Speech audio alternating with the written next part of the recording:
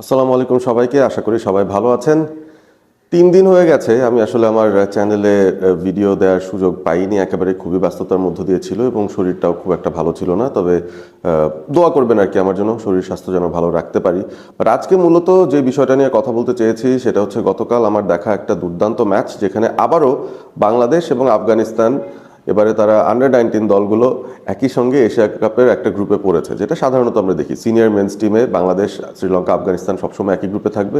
Under 19-এও ঠিক তাই, এবং আমরা আন্ডার 19 এশিয়া কাপের শুরুটা অলরেডি দেখে ফেলেছি, যেখানে প্রথম দিনে ইন্ডিয়া এবং পাকিস্তান ডমিনেট করেছিল, যেখানে সূর্যবংশী ইন্ডিয়ার পক্ষে আসলে 90 বলে 170+ রানের একটা উদ্ধত্তপূর্ণ ইনিংস খেলে।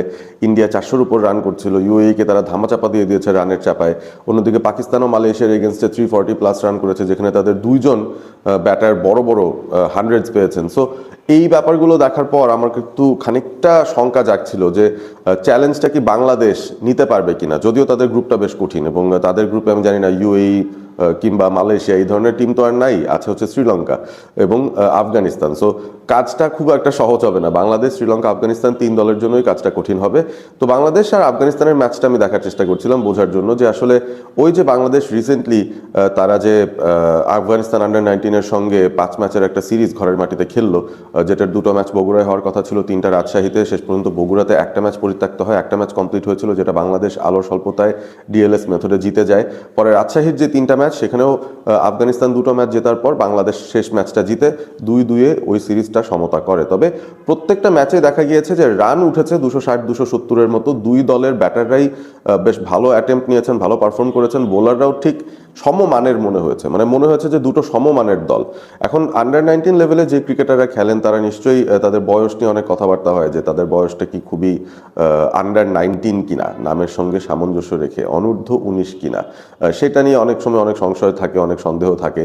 এবং এবারের ওয়ার্ল্ড কাপ যেহেতু চলে আসছে, আন্ডার 19 ওয়ার্ল্ড কাপ, তার আগেই আন্ডার 19 এশিয়া কাপটাও নিয়ে আসা হয়েছে 50 ওভার ফরম্যাটে, এবং এই ওয়ার্ল্ড কাপটা খেলতে যে দলগুলো আসছে সেখানেও কিন্তু আমরা দেখছি যে হ্যাঁ তারা, আমি জানি না যে এইজকে খুব একটা বেশি কি স্ক্রুটিনি করে দেখছে কিনা এই জায়গাটায়। কারণ আফগানিস্তান দলটা যখন বাংলাদেশে এসেছিল অনেকেই সন্দেহ পোষণ করছিলেন যে তাদের ক্রিকেটাররা আসলে অনূর্ধ্ব 19 তো নন, সেটা বোঝা যায়, তবে কত বেশি, মানে 24-25 হয়ে গেছেন কিনা, এরকমও অনেক ঠাট্টা অনেকে করছিলেন। বাট আমি আসলে ওই রাস্তায় যেতে চাই না, ওই জোন নিয়ে কথা বলতে চাই না। এটা হতেই পারে আমাদের দেশেও তো আসলে এই ব্যাপারটা খুবই নর্মাল প্র্যাকটিস, অনেক সময় মনে হয় যে আসলেই আন্ডার 19 আমরা কি আমাদের আন্ডার 19 টিমে খেলাই কিনা। কারণ এই যে এশিয়া কাপ স্কোয়াড, তারপর ওয়ার্ল্ড কাপ স্কোয়াড, সেখানে পারভেজ জীবনকে আবার ফিরিয়ে আনা হয়েছে। হ্যাঁ, তিনি এখনো খুবই নবীন একজন ক্রিকেটার, তবে আমার তো মনে হয়েছিল যে আন্ডার 19 বয়সের হিসাবেও না, তিনি তো তার গ্র্যাজুয়েশনটা অন্তত করে ফেলেছেন, যে তিনি আন্ডার 19-এর পাট চুকিয়ে ফেলেছেন, এখন তিনি ডোমেস্টিকের রেগুলার খেলছেন। তিনি ন্যাশনাল টিম বা এই টিমে যাওয়ার জন্য বা এইচপি টিমে যাওয়ার জন্য এখন নেক্সট স্টেপগুলো নেবেন। তাকে কিন্তু আবার আন্ডার 19 টিমেই নিয়ে আসা হয়েছে দলের, আমি বলবো যে শক্তিমত্তা বৃদ্ধি করার জন্য। বাট আলটিমেটলি আমি জানি না এটাতে তার কতটুকু উপকার হবে। এখন বাংলাদেশ আন্ডার 19 টিম তারা জিম্বাবুয়ে, সাউথ আফ্রিকায় গিয়ে চ্যাম্পিয়ন হওয়ার প্ল্যান করছে, বেসিক্যালি 2020-কে রেপ্লিকেট করার চেষ্টা তারা করবে। দেখা যাক সেই ব্যাপারটা হয় কিনা। বাট এই যে পরিকল্পনাটা, এইভাবে কি করা প্রয়োজন, নাকি আসলেই আন্ডার 19 প্লেয়ারদের খেলিয়ে আপনি তাদেরকে প্রসেসটার ভেতরে একটা স্বচ্ছতা নিয়ে এনে দেবেন, সেটা একটা ব্যাপার হতে পারে। যাই হোক, আমরা ওই বিষয়টা বাদ দিই। আমরা বেসিক্যালি গতকাল আমি যে ম্যাচটা আসলে দেখেছি, যেটা আপনারাও অনেকে নিশ্চয়ই ফলো করেছেন, এশিয়া কাপ আন্ডার 19-এর বাংলাদেশ ভার্সেস আফগানিস্তান ম্যাচটা, সেইটা নিয়ে কথা বলতে চাই এবং সেখানে একজন স্পেশাল ট্যালেন্টকে নিয়ে কথা বলতেই চাই। তিনি আসলে অনেকটা ওভার হাইপড, অনেকে বলছেন যে তাকে নিয়ে আসলে বেশি কথাবার্তা হয়ে যাচ্ছে, তিনি একটু বেশি মনে হয় লাইমলাইটে চলে আসছেন। কি এমন পারফর্ম করেছেন তার বেসিসে তিনি লাইমলাইটে আসবেন বা হোয়াট এভার।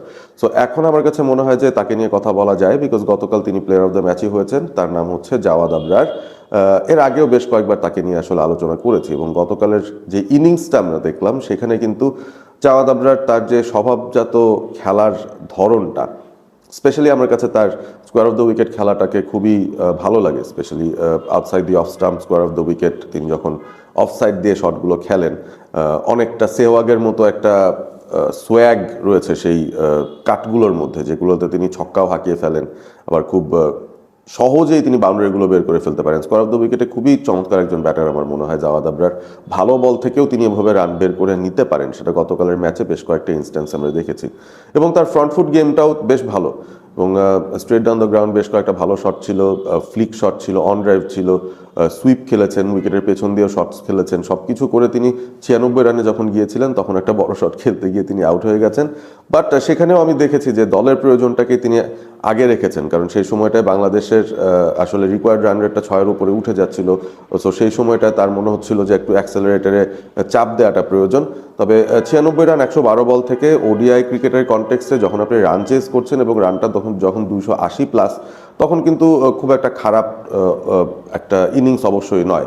এখন আপনি এই ইনিংসটাকে সূর্যবংশীর 170 প্লাস বা ওই মিনহাজের যে 170 এগুলোর সাথে তো আর মেলাতে পারবেন না। একটা জিনিসই করা যেতে পারে, সেটা হচ্ছে ইন দ্য কনটেক্সট দুটো সমমানের দলের মধ্যে স্ট্যান্ড আউট কে করছেন সেই বিষয়টা নিয়ে আমরা আসলে আলোচনা করতে পারি। কারণ জাওয়াদ আবরারের কিন্তু রিসেন্ট ফর্ম একেবারে ভালো যাচ্ছিল না। আপনারা যদি খেয়াল করে দেখেন রিসেন্ট সময় কিন্তু তার ফর্মটা খুবই নাজেহাল অবস্থায় ছিল বলা যায়, এবং তার কাছ থেকে আসলে এই পারফরমেন্সটাই আনএক্সপেক্টেড লাগছিল। তো ওই বিষয়টাই আসলে আমি একটু অবাক হচ্ছিলাম যে জাওয়াদ আবরার এত লম্বা সময় ধরে রান পাচ্ছেন না, এটা একটু অড বা এটা একটু অবাক করা। যেমন আমরা আফগানিস্তান সিরিজের কথা বলছিলাম, সেখানে একটা ম্যাচে 10 করেছেন, একটা ম্যাচে 25, তারপরে আর একটা ম্যাচে 10, মানে খেলেছেনই তিনি 5টা ম্যাচের মধ্যে বা 4টা ম্যাচের মধ্যে 3টায়, একটা ম্যাচে তাকে রেস্ট দেওয়া হয়েছিল। সো তার রান হচ্ছে 10-25-10, এটা তো আসলে কোনোভাবেই জাওয়াদ আবরার সুলভ রান নয়। তারপর এই দলের হয়ে যখন তিনি গেলেন ওই রাইজিং স্টার্স এশিয়া কাপ, সেখানেও কিন্তু তিনি খেলে এসেছেন। তো সেই জায়গায় তিনি 2, 24, 26, 13 এই ধরনের পারফরমেন্স দিয়েছেন, যদিও সেটা আলটিমেটলি টি20 ফরম্যাটের ছিল। সো ওডিআই এর জন্য সেটা কাউন্ট করা যাচ্ছে না। বাট ওখানেও কিছু কিছু জায়গায় তিনি ঝলক দেখিয়েছেন, তবে তার স্বভাবজাত যে ব্যাটিংটা সেটা কিন্তু তিনি একেবারে করতে পারেননি। সো গতকাল যখন তিনি ব্যাট করতে নেমেছেন রিফাত বেগকে ওপেনিং পার্টনার হিসেবে নিয়ে, আমার কাছে তো মনে হচ্ছিল যে আন্ডার ট্রিমেন্ডাস প্রেশার তার থাকার কথা, কারণ রিসেন্ট সময়ে ব্যাট তার পক্ষে কথা বলছে না, রানগুলো আসছিল না সেভাবে, এবং আউট যে হচ্ছিলেন সেটাও মনে হচ্ছিল যে নিজের ভুলেই আর কি, মানে একটু বেশি চেষ্টা করতে গিয়ে, একটু বেশি এক্সট্রাভ্যাগেন্ট হতে গিয়ে। হ্যাঁ, তার ট্যালেন্ট আছে, ট্যালেন্টটাকে একটু বেশি এক্সপ্রেস করতে চাইছিলেন তিনি। তো ঝুঁকি বেশি নিলে তো আপনার ঝুঁকি অনেক সময় আপনার বিপক্ষে চলে আসতে পারে রেজাল্টটা। সো ওইটাই হচ্ছিল জাওয়াদের সাথে। ভালো লেগেছে এটাই যে একটা রান চেঞ্জ যখন ছিল সেখানে কিন্তু খানিকটা মার্জিত ব্যাটিংয়ের প্রয়োজনও ছিল, কারণ 6 করে রান, আপনি এত অ্যাগ্রেসিভ একজন ব্যাটার, আপনার তো এখানে 120-30 স্ট্রাইক রেটে ব্যাট করার প্রয়োজন নেই, আপনি 80-90 স্ট্রাইক রেটে ব্যাট করে ওই রানটা চেস করতে পারবেন। শুরুতে একটা ভালো প্ল্যাটফর্ম তৈরি করা দরকার ছিল, এবং জাওয়াদ রিফাত বেগ খুব ভালো কম্বিনেশনে এই পার্টনারশিপটা করে 150 প্লাস একটা পার্টনারশিপ তারা করেছিলেন 151 রানের, এবং সেটার মাধ্যমে আমার কাছে মনে হচ্ছে যে ম্যাচটা পুরোপুরি তারা ধরে ফেলেছে। সো এই জায়গাটায় আমার কাছে মনে হয় যে বাংলাদেশ আই গেস তারা একটা ভালো ওপেনিং স্ট্যান্ড পেয়ে গেছে। রিফাত বেগও বেশ সলিড রিসেন্ট সময়, আমার মনে হচ্ছে যে রানের মধ্যেই তিনি আছেন কম্পেয়ার টু জাওয়াদ আবরার, এবং এই দুজন যদি ফর্মে থাকেন, ছন্দে থাকেন, সেটা বাংলাদেশের জন্য খুব ভালো একটা পজিটিভ।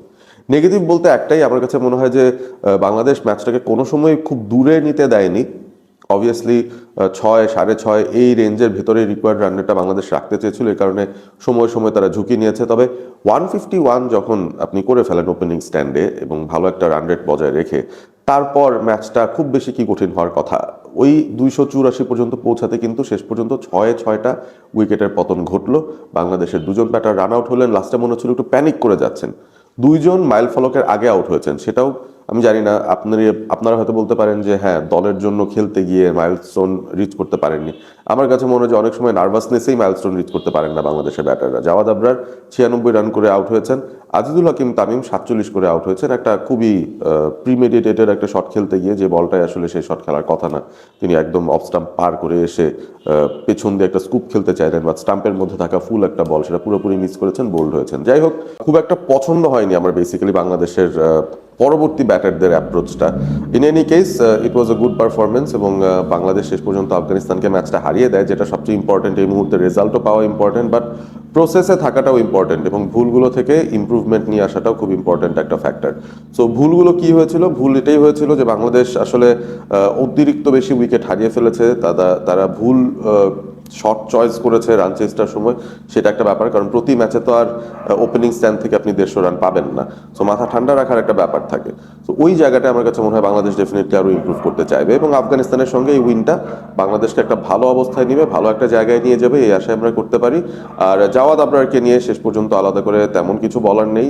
একটাই বলার আছে যে তিনি যেই ধরনের ব্যাটার, যেই ক্যালিবারের ব্যাটার, অবভিয়াসলি তার কাছ থেকে আমরা কনসিস্টেন্টলি বড় রান আশা করি, এবং এবারে আন্ডার-19 ওয়ার্ল্ড কাপটাই হোক তার ওই আন্ডার-19 লেভেল থেকে গ্র্যাজুয়েশন করার সবচেয়ে চমৎকার উপলক্ষ, যেখানে তিনি আগেই হয়তো নাম ডাক পেয়ে গেছেন তার ট্যালেন্টের জন্য, তবে সেটাকে পুরোপুরিভাবে তিনি প্রস্ফুটিত করবেন এবারের এশিয়া কাপে, এবারের ওয়ার্ল্ড কাপে, এবং সামনে বাংলাদেশকে সাফল্য এনে দিবেন আরো বড় বড় মঞ্চে গিয়ে। সো অবভিয়াসলি জাওয়াদ মেবি আপনার সূর্যবংশী নন, তবে বাংলাদেশের কনটেক্সটে আমার কাছে মনে হয় যে এই লেভেলে খুবই ট্যালেন্টেড একজন ক্রিকেটার, যাকে কিনা আসলে গ্রুম করার স্কোপ আছে, যাকে ইমপ্রুভ করানোর স্কোপ আছে, যাকে কিনা ট্রেন করানোর স্কোপ আছে, মাইন্ডসেট বদল করানোর স্কোপ আছে, এবং তিনি পরবর্তীতে হয়তো সিনিয়র মেন্স ন্যাশনাল টিমকেও রিপ্রেজেন্ট করবেন বলে আমাদের মনে হয়। জাওয়াদ আবরারকে নিয়ে আপনাদের ওভারঅল যে মতামত আছে সেটাও জানিয়ে দেন। আসলে তার ব্যাটিংটার স্ট্রেংথ কি মনে হয় আপনার কাছে, দুর্বলতাগুলো কি লাগছে, এবং তাকে কি আসলে ভবিষ্যতের তারকা ধরে নেওয়া যায় কিনা, নাকি আমরা একটু অতিরিক্ত বলে ফেলছি, অতিরঞ্জিত করে ফেলছি, সেই বিষয়টাও জানিয়ে দিতে পারেন কমেন্ট করে। ভিডিওটি ভালো লেগে থাকলে অবভিয়াসলি বন্ধুদের সঙ্গে শেয়ার করবেন, আর সাবস্ক্রাইব করতে ভুল করবেন না। All sport ABP. ভালো থাকবেন সবাই।